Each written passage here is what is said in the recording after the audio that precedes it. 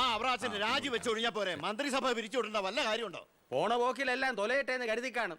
ഉത്തരത്തിലിരിക്കുന്ന എടുക്കാൻ പോയി ഇപ്പൊ കക്ഷത്തിരുന്ന പോയില്ലേ? ഞാൻ ഉദ്ദേശിച്ച നാളത്തെ പത്രവാർത്തകളെയാണ്. ഇപ്പോൾ കിട്ടിയ വാർത്ത, കേരള നിയമസഭ പിരിച്ചുവിട്ടു, തെരഞ്ഞെടുപ്പ് ഉടൻ. ഇനിയൊരു തെരഞ്ഞെടുപ്പിനെ നേരിടാനോ മുഖ്യമന്ത്രിയാവാനോ ഞാനില്ല. അതെന്താ? KDF-ന് ഭൂരിപക്ഷം കിട്ടില്ല എന്ന് കരുതിയിട്ട്?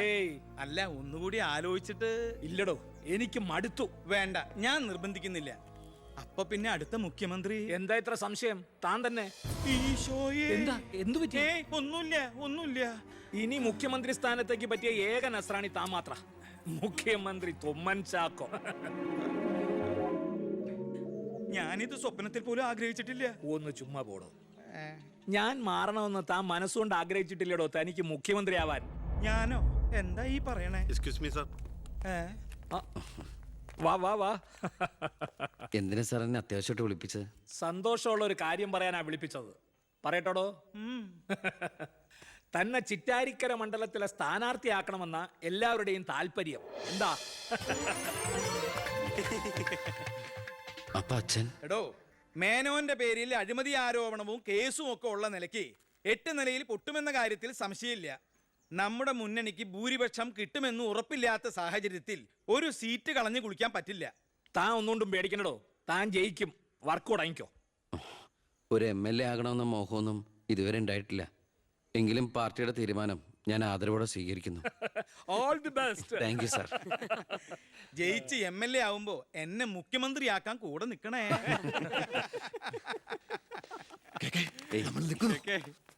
ഞാൻ ജീവിച്ചിരിക്കുമ്പോ ചിറ്റാരിക്കര മണ്ഡലത്തിൽ പുതിയൊരു സ്ഥാനാർത്ഥിയെ കുറിച്ച് ചിന്തിക്കേണ്ട കാര്യമില്ല. അത് നടക്കില്ല.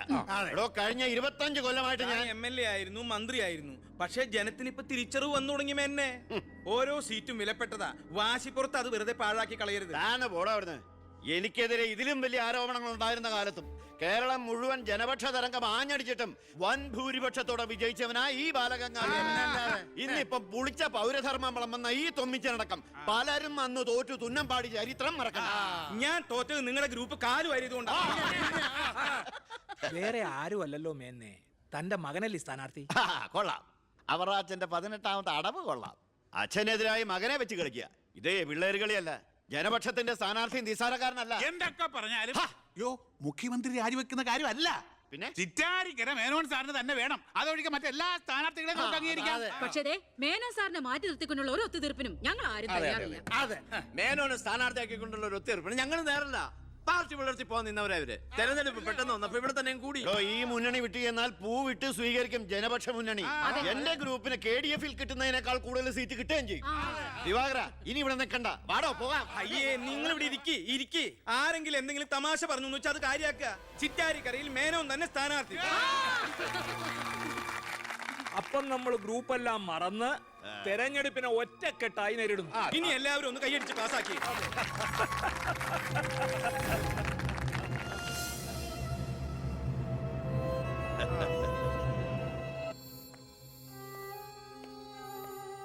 വിഷമിക്കണ്ടോ, താൻ ചെറുപ്പമല്ലേ, ഇനി അവസരമുണ്ട് ഒരുപാട്.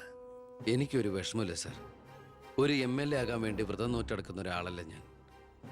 അധികാരത്തിന്റെ അപ്പകഷ്ണം കിട്ടാൻ ചെയ്തു കൂട്ടിയ നെറുകേടുകളൊക്കെ പരസ്പരം മറക്കും, എല്ലാം പൊറുക്കും, എല്ലാവരും ഒന്നാക്കും.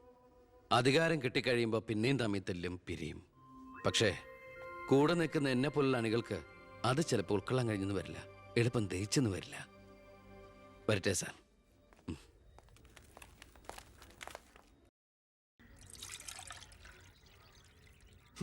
പാർട്ടി പോകാൻ പറ.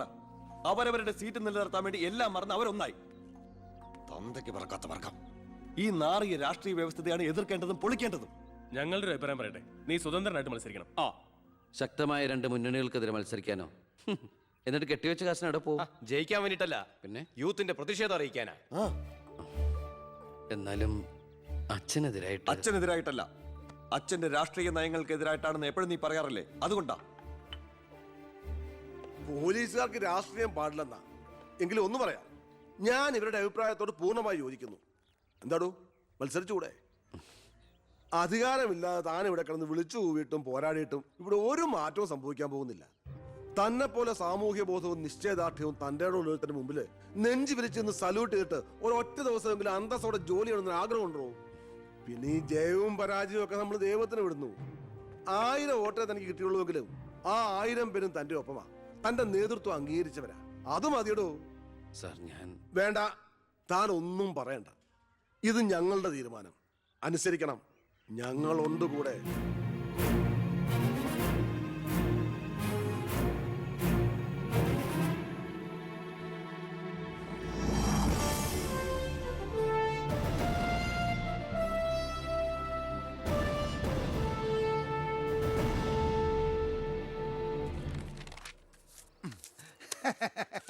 ഒരുപാട് തെരഞ്ഞെടുപ്പുകൾക്ക് ഞാൻ പോസ്റ്റർ ഒട്ടിച്ചിട്ടുണ്ട്. ഭയങ്കര രാശിയുള്ളവനാ ഞാൻ. ഞാൻ പോസ്റ്റർ ഒട്ടിച്ച ഒരു സ്ഥാനാർത്ഥിയും ഒരു ഇലക്ഷൻ ഇന്നേ വരെ ജയിച്ചിട്ടില്ല. അതെന്റെ ക്വാളിഫിക്കേഷൻ. എന്റെ അമ്മയുടെ സത്യം. 77 തെരഞ്ഞെടുപ്പിൽ ഞാൻ പോസ്റ്റർ ഒട്ടിച്ച സ്ഥാനാർത്ഥി തോമസ് ചാണ്ടി ഇടിവട്ടേറ്റ് മരിച്ചു. 84 സ്ഥാനാർത്ഥി പാണ്ടിലോറി കയറി മയ്യത്തായി. പിന്നെ മരിക്കാത്ത സ്ഥാനാർത്ഥികൾക്ക് കെട്ടിവെച്ച കാശ് പോലും കിട്ടില്ല. പിന്നെ മൈക്ക് അനൗൺസ്മെന്റിൽ ഞാൻ ബഹുമെടുക്കാനാ. മൈക്ക് അലവൻസ് അല്ല, മൈക്ക് അനൗൺസ്മെന്റ്. അതന്നെ ഞാനും പറഞ്ഞത്. എനിക്കറിഞ്ഞൂടെ? ഇവനെ നീ എന്റെ മാനം കളയരുത് ഈശ്വര. ഇവന്റെ കെട്ടിവെച്ച കാശെങ്കിലും കൊടുത്തേക്കണേ. ഇല്ല, ഇവന്റെ കാര്യം എനിക്കറിയാൻ പാടില്ല. ഈ തെരഞ്ഞെടുപ്പിൽ ഞാൻ സ്വതന്ത്രനായി മത്സരിക്കുന്നത് ഇവിടുത്തെ രാഷ്ട്രീയ കച്ചവടക്കാരോട് ജനങ്ങൾക്കുള്ള പ്രതിഷേധം അറിയിക്കാനാണ്. എന്റെ പ്രിയപ്പെട്ട നാട്ടുകാരെ, ഈ രാജ്യത്തിൽ ജനപക്ഷ മുന്നണി സ്ഥാനാർത്ഥി സഖാവ് ജനാർദ്ദനൻ പിള്ളയ്ക്ക് അരിവാൾ അടയാളത്തിൽ വോട്ട് രേഖപ്പെടുത്തുവാൻ പ്രിയപ്പെട്ട വോട്ടർമാരെ, KDF-ന്റെ ശക്തനായ സ്ഥാനാർത്ഥി ശ്രീ ബാലഗംഗാധര മേനോന് ശാന്തിയുടെയും സമാധാനത്തിന്റെയും ചിഹ്നമായ അമ്പും വില്ലും അടയാളത്തിൽ നിങ്ങളുടെ വിലയേറിയ വോട്ടുകൾ രേഖപ്പെടുത്തി വമ്പിച്ച ഭൂരിപക്ഷത്തോടെ വിജയിപ്പിക്കുവാൻ അപേക്ഷിക്കുകയാണ്, അഭ്യർത്ഥിക്കുകയാണ്. ജനാധിപത്യ വിശ്വാസികളെ, നാട്ടുകാരെ, അഴിമതിക്കാരെയും കൊള്ളക്കാരെയും ഈ നാട്ടിൽ നിന്ന് എത്രയും പെട്ടെന്ന് കെട്ടുകെട്ടിക്കുന്നതിന് യുവത്വത്തിന്റെ പ്രതീകമായ കൃഷ്ണകുമാറിന് നമ്മുടെ ദേശീയ മൃഗമായ സിംഹം, ഒന്നും മിണ്ടാണ്ടിരിക്കും, അതെന്നെ ഞാൻ പറയാൻ പോണത്. നമ്മുടെ ദേശീയ മൃഗമായ കടുവയുടെ സ്വന്തം ചേട്ടനായ സിംഹം അടയാളത്തിൽ വോട്ടുകൾ രേഖപ്പെടുത്തി വിജയിപ്പിക്കണമെന്ന് അഭ്യർത്ഥിക്കുകയാണ്, അപേക്ഷിക്കുകയാണ്. ഇലക്ഷൻ ഫണ്ടിലേക്ക് സംഭാവനയായി കിട്ടിയ പണം മുഴുവൻ എടുത്ത് ഇളവാക്കേണ്ട കാര്യമൊന്നുമില്ല. അല്ലാതെ തന്നെ അച്ഛൻ ജയിക്കും, ഉറപ്പാ. അത് ശരിയാ. ഇനി അഥവാ തോറ്റാ തന്നെ ആ പണം എന്തെങ്കിലും സൈഡ് ബിസിനസിന് ഉപകരിക്കും. പിസാ കച്ചവടോ കുഴൽപ്പണമോ. തോൽവി എന്ന വാക്ക് എന്റെ ചരിത്രത്തിലില്ല. സ്കൂളിൽ പോകാത്തോണ്ട് അവിടെയും തോറ്റിട്ടില്ല. ഞാൻ ഉദ്ദേശിച്ച എന്നെ തന്നെയാ. വന്നല്ലോ എതിർകക്ഷി.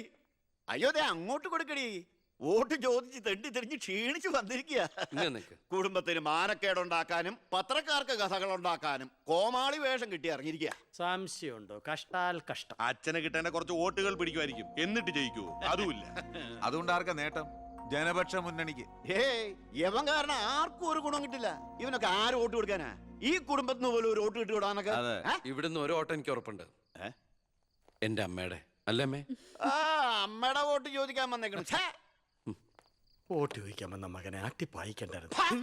സുഹൃത്തുക്കളെ, നിങ്ങൾക്ക് എല്ലാവർക്കും അറിയാം, കഴിഞ്ഞ 25 വർഷമായിട്ട് എന്റെ നാട്ടുകാർ എനിക്ക് തീരെഴുതി തന്നിട്ടുള്ള മണ്ഡലമാണ് ചിറ്റാരിക്കര. അതൊരു പോരായ്മ തന്നെയാണ്. അതെ അതെ, എന്ന് എതിർ പാർട്ടിക്കാർ പറയുമെന്ന് ഞാൻ ഉദ്ദേശിച്ചത്. ചിറ്റാരിക്കരയിൽ നിന്നും കേരളക്കര മൊത്തം KSRTC ബസ് സർവീസ് ഇല്ലേ? ഗതാഗത മന്ത്രിയായിരുന്നപ്പോ ഞാൻ ചെയ്തതാ ഈ നാടിന് വേണ്ടി ഇതൊക്കെ. ഇനി ഈ നാട്ടിലെ പട്ടിണിപ്പാവങ്ങൾക്ക് വേണ്ടി ഒരു എയർപോർട്ട്, അതാണ് എന്റെ സ്വപ്നം. പട്ടിണി പാവങ്ങൾക്ക് എയർപോർട്ട് അത്യാവശ്യമല്ലേ? ലണ്ടനിൽ പോവാൻ, അതെന്തിന്? വെളുക്കിരിക്കാൻ. ഈ നാടിനെ സ്വർഗതുല്യമാക്കാൻ നിങ്ങൾ എന്നെ വിജയിപ്പിച്ച് മന്ത്രിയാക്കി ചിറ്റാരിക്കരയുടെ പാരമ്പര്യം നിലനിർത്തണമെന്ന് ആഹ്വാനം ചെയ്തുകൊണ്ട് നിർത്തുന്നു. ജയ് ഹിന്ദ്. അടുത്തതായി 2 പ്രമുഖ മുന്നണി സ്ഥാനാർത്ഥികൾക്കെതിരെ സ്വതന്ത്രനായി മത്സരിക്കുന്ന ബി കൃഷ്ണകുമാറിന് എന്താണ് പറയാനുള്ളത് നമുക്ക് നോക്കാം. സ്വന്തം അച്ഛനെതിരെ മത്സരിക്കുന്നതാണോ ഇല്ലടോ? പ്രിയമുള്ളവരെ, ബഹുമാന്യരായ എന്റെ 2 എതിർ സ്ഥാനാർത്ഥികളുടെ മോഹനസുന്ദര വാഗ്ദാനങ്ങളും വീരവാദങ്ങളും നിങ്ങൾ കേട്ടുകഴിഞ്ഞു. നടക്കാത്ത വാഗ്ദാനങ്ങൾ നൽകി നിങ്ങളെ വഞ്ചിക്കാൻ ഞാൻ തയ്യാറല്ല. പക്ഷേ ഒരു കാര്യം നിങ്ങളെ അറിയിക്കാൻ ഞാൻ ഈ അവസരം ഉപയോഗിക്കുകയാണ്. ശക്തമായ 2 മുന്നണികൾക്കെതിരെ മത്സരിക്കുന്ന ഒരു സ്വതന്ത്ര സ്ഥാനാർത്ഥിയാണ് ഞാൻ. വിജയസാധ്യത വളരെ കുറവായി എനിക്ക് ഇവിടുത്തെ പല പ്രമുഖ വ്യവസായികളും പ്രമാണിമാരും കുറച്ച് പാരിതോഷികങ്ങൾ തന്നിട്ടുണ്ട്.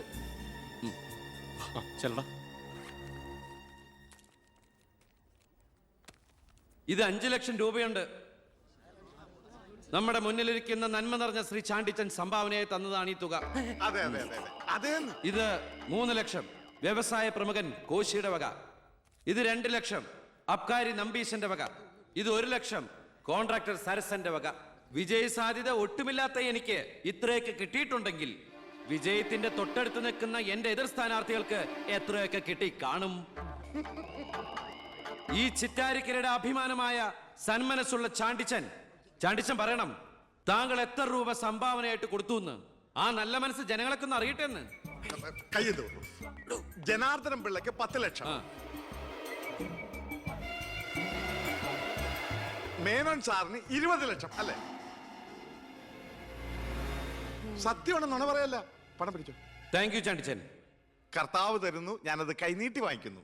എങ്ങനെയുണ്ട്? ടിവിയിൽ വരുക കേട്ടല്ലോ. ഇതുപോലെ എത്ര ലക്ഷങ്ങൾ ഇവരുടെ കൈകളിൽ എത്തിക്കാണും. അതിവിടെ വെളിപ്പെടുത്താൻ ഈ സ്ഥാനാർത്ഥികൾ തയ്യാറാണോ?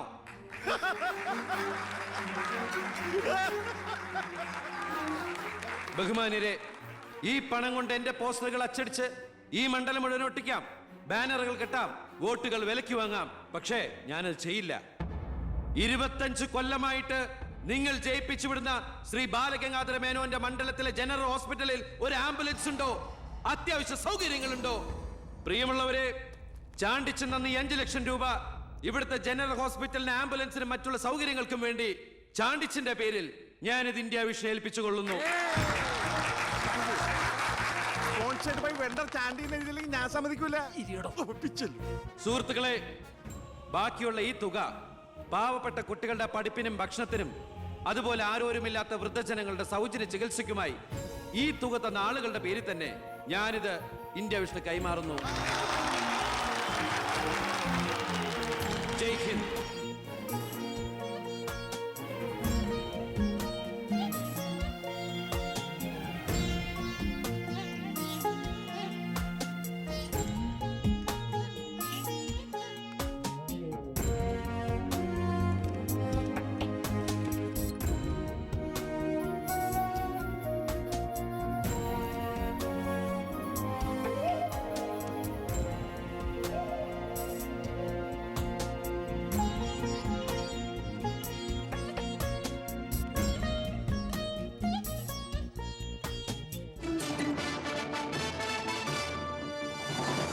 പന്ത്രണ്ടാം നിയമസഭയിലേക്ക് നടന്ന വാശിയേറിയ തെരഞ്ഞെടുപ്പിൽ 72% വോട്ട് രേഖപ്പെടുത്തി. വിവിധ കൗണ്ടിംഗ് സെന്ററുകളിലായി രാവിലെ 8 മണിക്ക് തന്നെ വോട്ടെണ്ണൽ ആരംഭിച്ചു. ആകെയുള്ള 140 സീറ്റുകളിൽ ഫലമറിഞ്ഞ 120 മണ്ഡലങ്ങളിൽ KDF 61, ജനപക്ഷ മുന്നണി 59 സീറ്റ് നേടിയിട്ടുണ്ട്. കേരളത്തിലെ മുന്നണി സമവാക്യങ്ങളെ അട്ടിമറിക്കാൻ പോകുന്ന പുതിയൊരു രാഷ്ട്രീയ ധ്രുവീകരണത്തിനുള്ള സാധ്യതയാണ് ഇപ്പോൾ നമ്മുടെ മുന്നിലുള്ളത്. ഒരുപക്ഷെ കേരളത്തിലെ അടുത്ത മന്ത്രിസഭ ഒരു തൂക്ക് മന്ത്രിസഭയായിരിക്കും. ഹലോ, എണ്ണിത്തീരാറായോ? ജനപക്ഷ മുന്നണി സ്ഥാനാർത്ഥി 4612 വോട്ടിന് അച്ഛൻ ലീഡ് ചെയ്യുന്നുണ്ട്. അടുത്ത CM അച്ഛൻ തന്നെ. ഇപ്പോൾ കിട്ടിയ വാർത്ത, പുതുശ്ശേരി മണ്ഡലത്തിൽ KDF സ്ഥാനാർത്ഥി തൊമ്മൻ ചാക്കോ 4000 വോട്ടുകൾക്ക് വിജയിച്ചു. ഇത്തവണയും ഭരണം ലഭിച്ചാൽ KDF-ൽ മുഖ്യമന്ത്രിയാകാൻ സാധ്യതയുള്ള ആളാണ് തൊമ്മൻ ചാക്കോ. വയനാട് ജില്ലയിലെ സംവരണ സീറ്റിൽ KDF സ്ഥാനാർത്ഥിയും ആദിവാസി നേതാവുമായ ശ്രീ പൊറ്റക്കുഴി ചെല്ലപ്പൻ തെരഞ്ഞെടുക്കപ്പെട്ടു. ഇപ്പോൾ കിട്ടിയ വാർത്ത, ചിറ്റാരിക്കര മണ്ഡലത്തിലെ വോട്ടെണ്ണൽ പൂർത്തിയായി. സംസ്ഥാനം ഏറെ ഉറ്റുനോക്കിയ മണ്ഡലമായിരുന്നു ചിറ്റാരിക്കര. മുൻ മന്ത്രിയും KDF സ്ഥാനാർത്ഥിയുമായ ശ്രീ ബാലഗംഗാധര മേനോൻ മുന്നിട്ട് നിന്നിരുന്നുവെങ്കിലും ഇപ്പോൾ 3ാം സ്ഥാനത്തേക്ക് പിന്തള്ളപ്പെട്ടു. ഇരു മുന്നണികളെയും പരാജയപ്പെടുത്തി സ്വതന്ത്ര സ്ഥാനാർത്ഥി P. കൃഷ്ണകുമാർ വിജയിച്ചിരിക്കുന്നു. KDF-ന്റെ സജീവ പ്രവർത്തകനും യൂത്ത് വിങ്ങിന്റെ ജില്ലാ സെക്രട്ടറിയുമായിരുന്ന കൃഷ്ണകുമാർ തെരഞ്ഞെടുപ്പ് പ്രഖ്യാപന വേളയിലാണ് രാഷ്ട്രീയ അഭിപ്രായ ഭിന്നതയെ ചൊല്ലി സ്വതന്ത്രനായി മത്സരിക്കാൻ തീരുമാനിച്ചത്.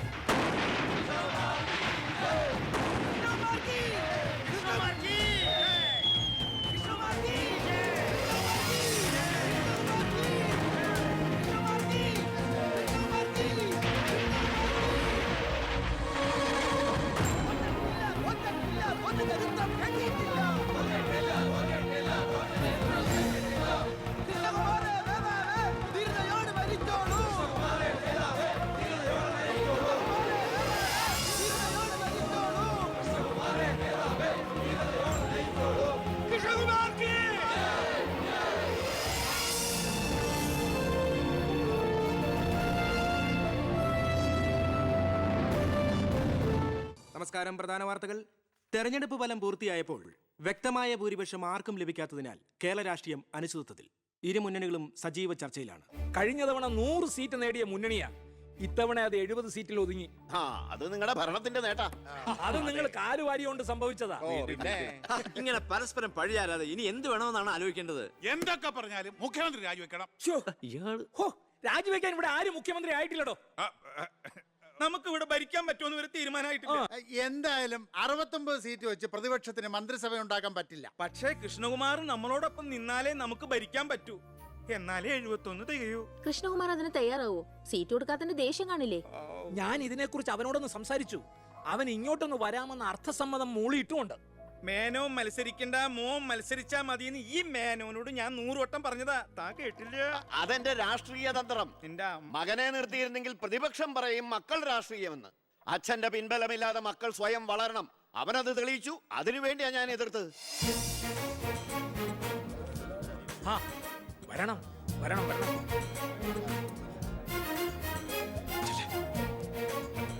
മിടുക്കൻ മിടുക്കൻ. എന്നോട് പിണക്കൊന്നുമില്ലല്ലോ. എന്തിന്? ഇത് പൊളിറ്റിക്സ് അല്ലേ? ഇവിടെ വേണ്ടത് സ്പോർട്സ്മാൻ സ്പിരിറ്റ് അല്ലേ? നീ ഇരിക്കടാ. അങ്ങോട്ട് ഇരിക്കേ.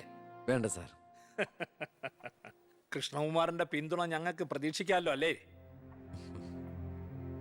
ഞാൻ പിന്തുണച്ചാലേ KDF-ന് മന്ത്രിസഭ ഉണ്ടാക്കാൻ സാധിക്കുമെന്ന് എനിക്ക് നന്നായിട്ട് അറിയാം. ചെറുപ്പം മുതൽ പ്രവർത്തിച്ചു പോന്ന പ്രസ്ഥാനത്തിന്റെ കൂടെ നിൽക്കാൻ എനിക്ക് സന്തോഷമേ ഉള്ളൂ. പക്ഷെ ഒരു ഡിമാൻഡ് ഉണ്ട്. ആഭ്യന്തരം എനിക്ക് കിട്ടണം.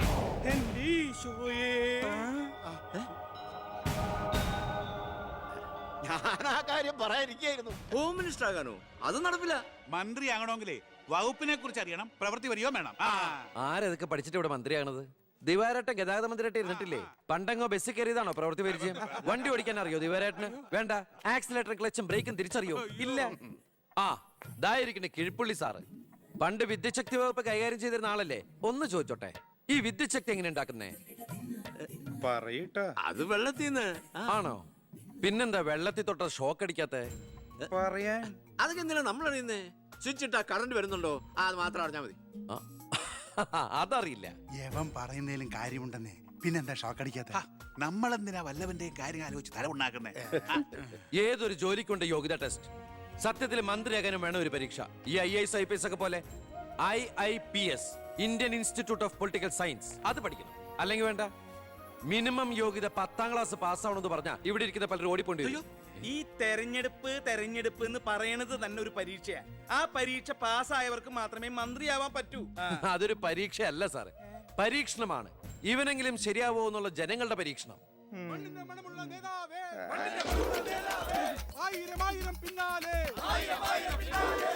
മതി. ഇനി നിങ്ങൾ ഇവിടുന്ന് ജൈവിച്ചോ.